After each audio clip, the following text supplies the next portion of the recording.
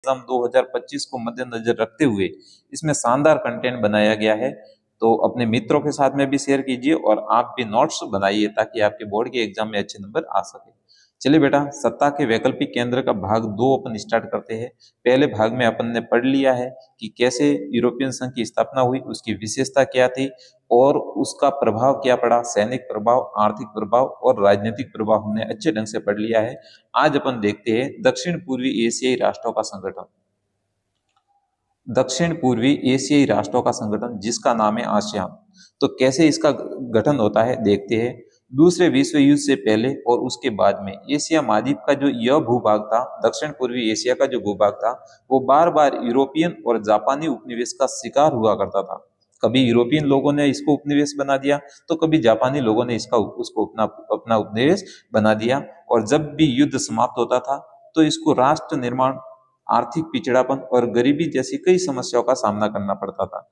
दक्षिण एशिया के का ये देश था जो बार बार जापानी और यूरोपियन उपनिवेश का उपनिवेश बना, इसका शिकार बना। तो इसको बहुत सारी समस्याओं का सामना करना पड़ा, जैसे इस क्षेत्र में आर्थिक पिछड़ापन भी हुआ और गरीबी जैसी समस्या भी इसके क्षेत्र में आई। तो शीत युद्ध के समय इस भूभाग को किसी न किसी महाशक्ति के सामने जाने का दबाव भी झेलना पड़ा था। जैसे शीत युद्ध प्रारंभ हुआ और शीत युद्ध अंत होता है, उस समय इस भूभाग को, दक्षिण पूर्वी एशिया के भूभाग को किसी न किसी महाशक्ति के सामने अपना सर झुकाना था, चाहे वो यूएसए हो या यूएसएसआर हो। इसी के चलते दक्षिण पूर्वी एशियाई देशों ने दक्षिण पूर्वी एशियाई संगठन बना के एक वैकल्पिक पहल प्रारंभ की। तो दक्षिण पूर्वी एशियाई देशों ने ये माना कि हम किसी भी गुट में शामिल नहीं होंगे, हम यूएसए में भी शामिल नहीं होंगे, हम सोवियत प्रणाली में भी शामिल नहीं होंगे। तो इन देशों ने एक अपना गुट बनाया और एक वैकल्पिक पहल की। और वह गुट कब बनता है? 1967 में 5 देश ने बैंकॉक घोषणा पत्र पर हस्ताक्षर किए और आसियान की स्थापना कर दी, जिसमें 5 देश थे, इंडोनेशिया, मलेशिया, फिलीपींस, सिंगापुर और थाईलैंड। ये सबसे पहले 5 देशों ने बैंकॉक घोषणा पत्र पर हस्ताक्षर करके आसियान की स्थापना कर दी। आसियान का मुख्य लक्ष्य था आर्थिक विकास करना, साथ साथ में सामाजिक और सांस्कृतिक विकास को भी हासिल करना। आर्थिक विकास करना, साथ साथ में सामाजिक विकास भी करना और सांस्कृतिक विकास भी करना। सर्वप्रथम 5 देश आसियान में जुड़े, उसके बाद में ब्रुनेई, वियतनाम, लाओस, म्यांमार और कंबोडिया भी आसियान में जुड़ते गए। इस प्रकार आसियान में कुल मिला के वर्तमान में 10 देश शामिल हैं। पहले 1967 में बैंकॉक घोषणा पत्र पर केवल 5 देशों ने हस्ताक्षर किए थे, उसके बाद में 5 देश और मिले। इस प्रकार वर्तमान में आसियान में 10 देश शामिल है।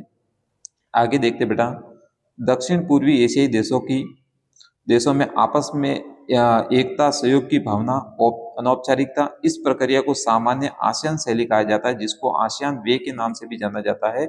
और आसियान देशों की सुरक्षा और विदेश नीतियों में तालमेल बनाने के लिए 1994 में आसियान क्षेत्रीय मंच ARF की स्थापना की गई। मतलब बहुत सारे देश आसियान में भी शामिल थे, 10 देश शामिल थे। उन 10 देशों में सुरक्षा और विदेश नीति में तालमेल बिठाने के लिए, 10 देशों में सुरक्षा और विदेश नीति में तालमेल बिठाने के लिए आसियान क्षेत्रीय मंच ARF का गठन किया गया। और बुनियादी रूप से देखें तो आसियान एक आर्थिक संगठन था। इसकी स्थापना 1967 में बैंकॉक घोषणा पत्र से होती है। पहले इसमें 5 देश थे, 5 देश उसके बाद में मिले। और इस प्रकार आसियान का मुख्य उद्देश्य आर्थिक विकास करना था, साथ साथ में सामाजिक और राजनीतिक सांस्कृतिक विकास भी हासिल करना।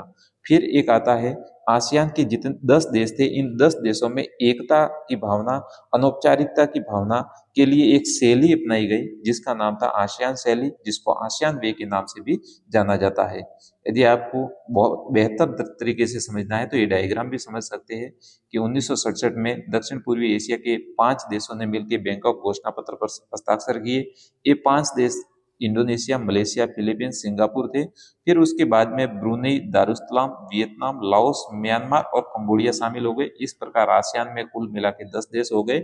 और आसियान की स्थापना का उद्देश्य आर्थिक विकास को तेज करना, कानून का शासन लाना और संयुक्त राष्ट्र संघ के कायदों पर आधारित क्षेत्रीय शांति और स्थायित्व प्रदान करना, उसका सांस्कृतिक विकास करना और उसका आर्थिक विकास करना, ये इसके क्या थे? मुख्य उद्देश्य थे। आप चाहो तो डायग्राम से भी याद कर सकते हो और चाहो तो नोट्स बना के भी इसको याद कर सकते हो।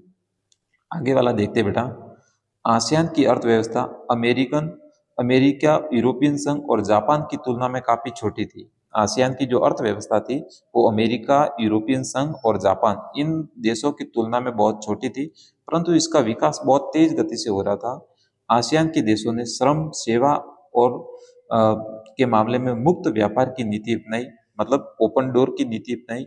और ध्यान दें कि मुक्त व्यापार की नीति, इसको ओपन डोर या मुक्त व्यापार की नीति भी कहते हैं।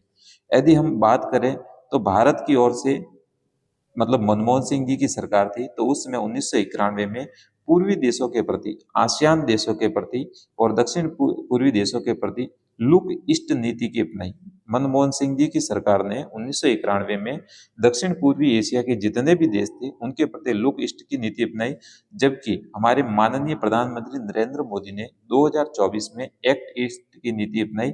और इस प्रकार भारत के पूर्वी देशों के साथ में जो संबंध है, आर्थिक संबंध है, उनको मजबूत करने का प्रयास किया गया। ये तो बनने पड़ा आसियान का संगठन। अब इसके बाद में आता है चीनी अर्थव्यवस्था का उत्थान।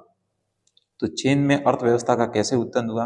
तो चीन ने 1978 में मुक्त व्यापार की नीति अपनाई, अर्थात ओपन डोर की नीति अपनाई, जिसके कारण चीन में अद्भुत प्रगति हुई तथा एक बड़ी अर्थव्यवस्था बनकर विश्व के सामने आया। आर्थिक सफलता हासिल करने के बाद में चीन ने विश्व के सामने बड़ी तेजी से अपनी आर्थिक वृद्धि कर रहा था। मानो ऐसा लग रहा था कि 2040 तक वह दुनिया में दूसरा बड़ा आर्थिक शक्ति बन जाएगा और अमेरिका को भी पीछे छोड़ देगा। मतलब 1978 में चीन ने उसने मुक्त व्यापार की नीति अपनाई थी। और उन दो ऐसा माना जाने लगा, जब चीन की अर्थव्यवस्था मजबूत होने लगी तो ऐसा माना जाने लगा कि चीन है वो 2040 तक अमेरिका को भी पीछे छोड़ के दुनिया में नंबर 1 पर आ जाएगा आर्थिक क्षेत्र में।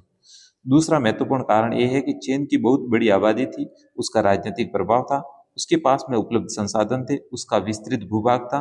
इन्हीं कारण से चीन की अर्थव्यवस्था का विकास बहुत तेज गति से हुआ। चीन ने 1992 में खेती का निजीकरण हुआ, 1938 में उद्योगों का निजीकरण किया गया ताकि विदेशी निवेशक वहां पे आए, अपनी पूंजी का निवेश करे, उद्योग स्थापित करे, जिससे क्या होगा, चीन की अर्थव्यवस्था मजबूत होगी। ये भी कार्य किसने किया? चीन ने किया। फिर चीन, यहाँ पे चेन्नई नहीं है बेटा, चीन समझना, उसने सेज की स्थापना की, जिसका अर्थ होता है स्पेशल इकोनॉमिक जोन। उसके बाद में क्या होता है, 1967 में जब वित्तीय संकट के बाद में आसियान की अर्थव्यवस्था खतरे में पड़ गई थी, तो इसको टिकाए रखने में चीन ने अपना महत्वपूर्ण योगदान दिया। और ये छिन्न नहीं है, इसको बेटा छिन्न समझना। चीन विकासशील देशों के मामले में एक विश्व शक्ति के रूप में उभर करके सामने आया। इस प्रकार चीन की जो अर्थव्यवस्था है वो विश्व के सामने एक महत्वपूर्ण शक्ति के रूप में उभर करके सामने आती है। अब अपन देखते बेटा चीन के साथ में भारत के संबंध कैसे थे, क्या थी चीन के साथ में भारत की कहानी, इसको देखते हैं। पश्चिमी साम्राज्यवाद के उदय होने से पूर्व, मतलब जब भारत और जो एशिया महाद्वीप के देश है वो दूसरे देशों के अंडर में आने से पहले, उपनिवेश बनने से पहले, भारत और चीन एशिया महाद्वीप के दो महाशक्तियां थी। और दोनों महाशक्तियां आर्थिक रूप से, राजनीतिक रूप से, सांस्कृतिक रूप से एक दूसरे को प्रभावित करती थी तथा चीन और भारत के प्रभाव क्षेत्र के मामले में कभी कभी टकराहट नहीं हुई। दोनों ही महाशक्तियां थी, दोनों ही एक दूसरे को प्रभावित करती थी, चाहे वो आर्थिक रूप से हो, सांस्कृतिक रूप से हो, राजनीतिक रूप से हो। इन दोनों के बीच में कभी टकराहट नहीं हुआ। दोनों देशों के बीच में टकराहट नहीं होने का कारण, उसका परिणाम ये हुआ कि दोनों देश एक दूसरे को प्रत्यक्ष रूप से समझ नहीं सके और 20वीं शताब्दी में दोनों देशों के बीच में सीमा को लेकर तकरार आरंभ हो गई, टकराहट आरंभ हो गया। 1950 में चीन द्वारा तिब्बत को हड़पने और भारत चीन सीमा विवाद से दोनों देशों के बीच में जो संबंध थे वो एकदम गड़बड़ा गए। और उसका परिणाम यह होता है बेटा कि 1962 में भारत और चीन के बीच में युद्ध हुआ। कहने का मतलब क्या है, एशिया की दोनों महाशक्तियां थी, दोनों के बीच में संबंध और बहुत अच्छे थे, आर्थिक रूप से, राजनीतिक रूप से और सांस्कृतिक रूप से एक दूसरे को प्रभावित करती थी, कभी उनके बीच में टकरार नहीं हुआ। परंतु 20वीं शताब्दी में सीमा विवाद को लेकर दोनों के बीच में तकरार हो गई और जिस कारण 1962 में भारत और चीन का युद्ध होता है। आगे क्या होता है, 1962 में युद्ध में भारत को सैनिक पराजय का सामना करना पड़ा और भारत चीन जो संबंध थे उसमें दीर्घकालीन फूट पड़ गई, उसमें दरार पड़ गई। दिसंबर 1986 में राजीव गांधी जब भारत के प्रधानमंत्री बने तो उन्होंने चीन का दौरा किया और भारत चीन संबंधों को सुधारने का प्रयास किया गया। यदि हम बात करें भारत और चीन के बीच व्यापार की, तो 1992 में 33 करोड़ 80 लाख डॉलर का व्यापार था, दीपक ने बेटा व्यापार था, और 2017 में बढ़कर यह 84 अरब डॉलर हो गया। 84 लाख अरब डॉलर हो गया 2017 में। मतलब कहे कि आर्थिक क्षेत्र में तो भारत और चीन के बीच में आर्थिक क्षेत्र में बहुत प्रगति हुई है, व्यापार में बहुत बढ़ोतरी हुई है, परंतु हाल ही में दोनों देशों के बीच में संबंधों में गिरावट आई है। उसका महत्वपूर्ण कारण क्या है? एक तो सीमा विवाद भारत और चीन के बीच में, दूसरा भारत के पाकिस्तान के साथ में जो संबंध है वो अच्छे नहीं है। तो पाकिस्तान का मित्र चीन है, तो हमारा ऑफिशियली मतलब हमारा दुश्मन हुआ। और संयुक्त राष्ट्र में जब आतंकवाद विरोधी भारतीय प्रस्ताव लाया जाता है तो चीन उसमें पाकिस्तान का साथ देता है। इन सभी कारणों से भारत और चीन के बीच में हाल ही में जो संबंध है वो अच्छे नहीं है। कभी प्रश्न बेटा एक G7 के बारे में पूछा जाता है तो आप इसमें लिख सकते हो। G7 में 7 देश शामिल है, जिसमें Canada, France, Italy, Japan, America, Britain और जर्मनी। और G7 में कभी पूछे कि एशिया महाद्वीप का कौन सा देश है? जापान। हाल ही में G7 का 50वां सम्मेलन 13 से 15 जून 2024 को इटली में आयोजित किया गया। और इसी के साथ में ये अपना चैप्टर समाप्त होता है। आगे इस चैप्टर के महत्वपूर्ण प्रश्नों के बारे में आपको बताया जाएगा और इस